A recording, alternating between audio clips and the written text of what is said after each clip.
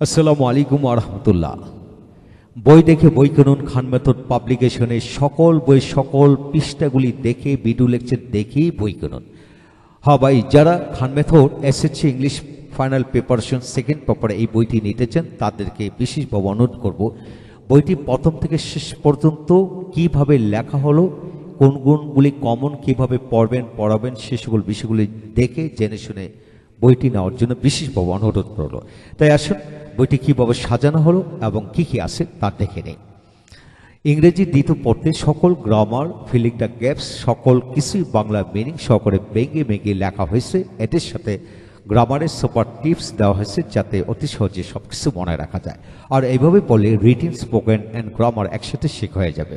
এখন আসেন 1 থেকে 9 পর্যন্ত এই বছরের সিলেবাস কোনটা কতগুলি দেওয়া হলো এখানে কিন্তু দেওয়া হয়েছে। যেমন 1 নম্বরের জন্য 71টি দেওয়া হলো, 2 নম্বরের জন্য 69টি, 3 নম্বর 59টি, 4 নম্বর চেঞ্জিং সেন্টেন্স 550টি, ট্যাগ কোশ্চেন 330টি, প্রিফিক্স সাফিক্সের জন্য 63টি, প্রেপোজিশন 57টি, কানেক্টরস 62টি, পাংচুয়েশন 77টি।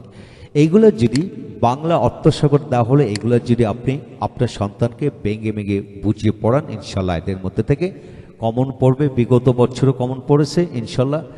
2012 সাল থেকে আমি সাজেশনগুলো তৈরি করতেছি, একটানা কমন পড়ে ইনশাল্লাহ এই বছরও কমন পড়বে, বিশ্বাস রাখুন, দোয়া করুন।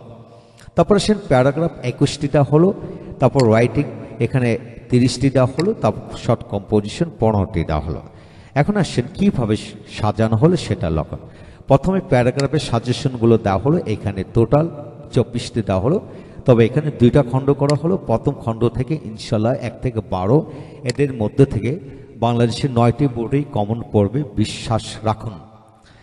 এরপরে অতিরিক্ত আপনি পড়াবেন। তারপর আসেন ইমেল বা লেটার বা অ্যাপ্লিকেশন, এখানে অনেকগুলি দেওয়া হলো, এখান থেকে বাছাই করে প্রথমগুলি বেশি পড়ানোর জন্য বিশেষভাবে অনুরোধ হলো। এদের উত্তরগুলো এই বইতে পিছনে দেওয়া হলো।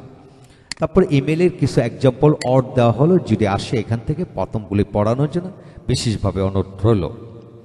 তারপর আসেন শর্ট কম্পোজিশন কোনগুলি পড়াবেন, এখানে 15টি দেওয়া হলো। 15টির ভিতরে আমার ধারণা যে প্রথম 4টি যদি ভালো করে পড়ান এদের মধ্যে থেকে 9টি বোর্ডের মধ্যে উল্লেখযোগ্য কমন পড়বে, বিশ্বাস রাখুন। এছাড়াও এর নিচে আরও এক্সাম্পল নিচে দেওয়া হলো, এইগুলা থেকে বাছাই করে পড়াবেন।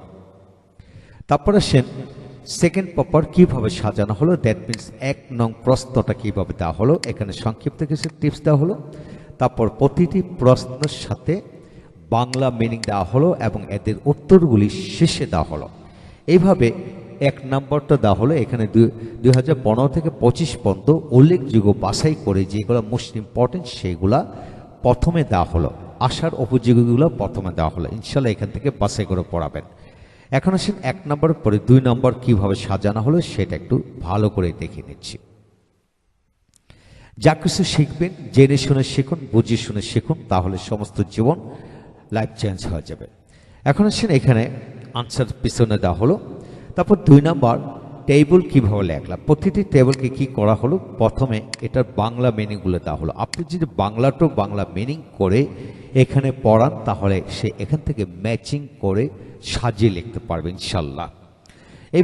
এইভাবে টেবিল পুরো বিষয়টা সাজিয়ে গুছিয়ে দেওয়া হলো যাতে আপনি অতি সহজে রপ্ত করতে পারেন এবং রপ্ত করাতে পারেন। আর এইভাবে পড়লে সে রিটিন, স্পোকেন, গ্রামার রপ্ত হয়ে যাবে, বিশ্বাস করুন। তারপর টেবিলে পড়ে আমরা এখানে শেষে উত্তর দেওয়া হলো চমৎকার করে।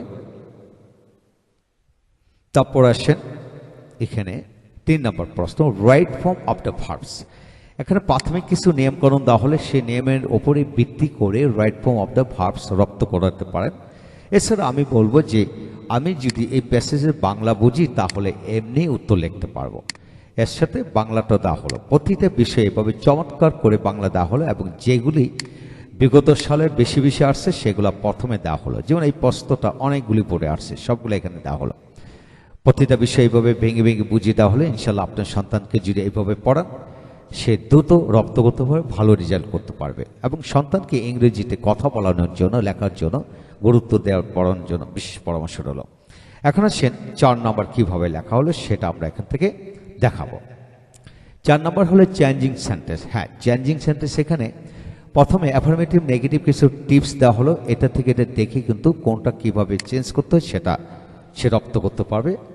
চমৎকার টিপস দেওয়া হলো, ভয়েস ন্যারেশন কীভাবে পড়াবে, এবং চেঞ্জিং সেন্টেন্স এখানে ডিগ্রি কীভাবে পড়বে, ঠিক না, সিম্পল কম্পাউন্ড কমপ্লেক্স কীভাবে করবে। এখানে চমৎকার এই ডায়াগ্রামটা পড়লে কিন্তু সে বুঝতে পারবে। যেমন দলযুক্ত বাক্যকে যদি সিম্পল করান, ইন্সপার্ট অফ দিয়ে করাতে হবে, কম্পাউন্ডে বার দিয়ে করতে হবে। এইভাবে এখানে পর্যাপ্ত এক্সাম্পল দিলাম, এই এক্সাম্পলের আলোকে কিন্তু প্রশ্ন করা হবে।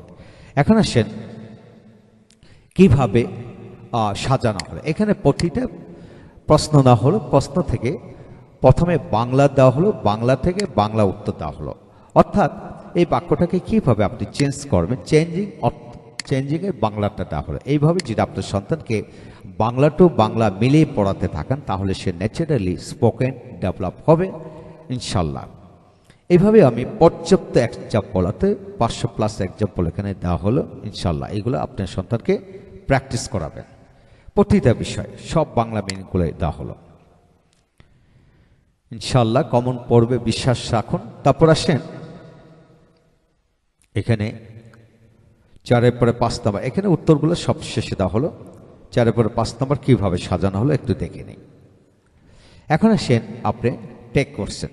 টেক কোশ্চেনের সংক্ষিপ্ত নিয়ম দেওয়া হলো, এই নিয়মটা পড়লে ইনশাল্লাহ সে যে কেউ পারবে। এছাড়া এখানে প্রতিটা টেক কোশ্চেনে কী করা হলো, বাংলা টু বাংলায় উত্তর দেওয়া হলো। সে যদি বাংলা টু বাংলা পারে, তাহলে ন্যাচারাল টেক কোশ্চেন সমস্ত জীবনের জন্য রপ্ত করতে পারবে।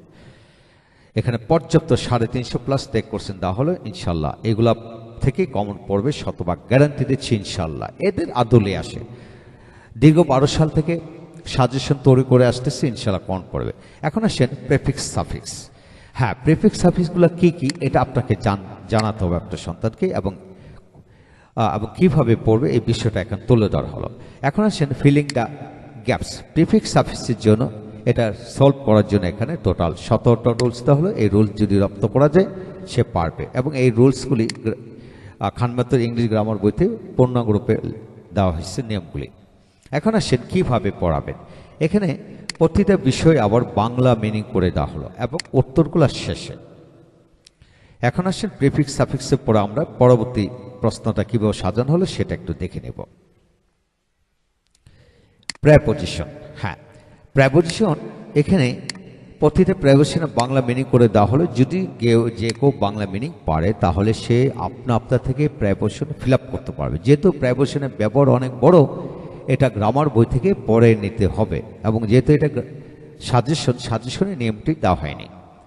আর যারা প্রেপোজিশন ব্যবহার শিখতেছেন তারা গ্রামার বইটি সংগ্রহ করতে পারেন। এখন আসেন কানেক্টরস। কানেক্টরস হচ্ছে এখানে প্রতিটা ক্ষেত্রে বাংলা মিনিংগুলো দেওয়া হলো। এই বাংলা মিনিংগুলি যদি আপনার সন্তানকে পড়াতে পারেন, তাহলে সে কানেক্টরসের নিয়ম না জেনেও কিন্তু অটোমেটিক্যালি সে সলভ করতে পারবে। এখন আসেন 8 নম্বর প্রশ্ন, উত্তর শেষ হলো। এখন আসেন 9 নম্বর। 9 নম্বর হচ্ছে পাংচুয়েশন অ্যান্ড ক্যাপিটালাইজেশন। হ্যাঁ, পাংচুয়েশন হচ্ছে 12টি এখানে দেওয়া হলো, কোথায় ফুল স্টপ, দাড়ি, কমা বসে, পৃষ্ঠ বসে, এটা দেওয়া হলো। এবং পাংচুয়েশন মার্ক কীভাবে পড়াবেন, এখানে বিগত সালে 15 থেকে 25% সবগুলো দেওয়া হলো। প্রথম প্রশ্নের বাংলাটা এমনভাবে দিল যাতে বাংলায় সে উত্তরটা বুঝে যায়। এইভাবে যদি প্র্যাকটিস করে, তার সাইকোলজিক্যালি সে এগিয়ে যাবে এবং সে দ্রুত এগিয়ে যাবে। তো এই হলো আজকের বিষয়। যে প্রতিটা উত্তর শেষে দেওয়া হলো চমৎকার করে। হ্যাঁ বন্ধুগণ, যারা ঘরে বসে ইংরেজিতে কথা বলা শিখতেছেন, অপরকে শেখাতে চান, তারা খান মেথড পাবলিকেশনে যে কোনো বই সংগ্রহ করতে পারে। প্রতিটি বই ভিডিও লেকচার দেখে, ভিতর পৃষ্ঠা দেখে যাচাই করে আপনাকে বলবো বই নেওয়ার জন্য। Thank you very much.